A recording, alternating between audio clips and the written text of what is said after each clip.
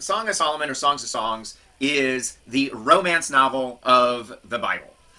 It tells the story of a married couple from their courtship to their wedding to their married life. And it does not shy away from any aspect of that.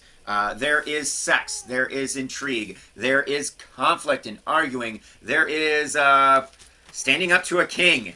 It's all there. And it also plays out like a play.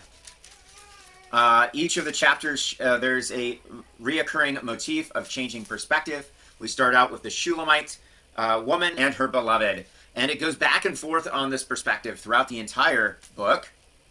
There is the honeymoon. Chapter 1 is the courtship. Chapter 2 is the wedding and honeymoon. Chapter 3, 4, 5, and 6, 7, 8, they are all their married life together. The ups and the downs, the disagreements and the reconciliation. And it ends with arguably one of my favorite endings of any book outside of Ecclesiastes, with a cliffhanger. There is a big party, a feast held. The king comes into town. He's an absolute monarch. He can do whatever he wants.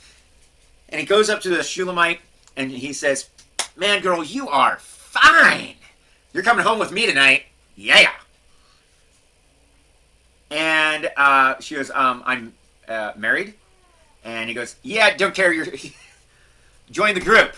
I got a whole group of women, and you're gonna join them tonight. Yeah."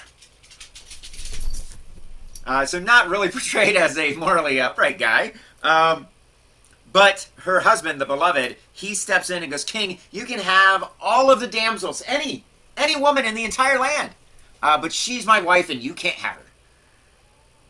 Challenging the king could have been punishable by death. And right after he says this, the beloved says this.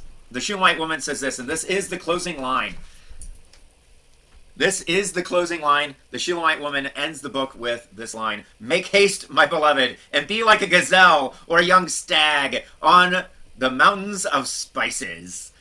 So right after the beloved stands up to the king and says, "You can't take my wife," she goes, "Let's get out of town right now."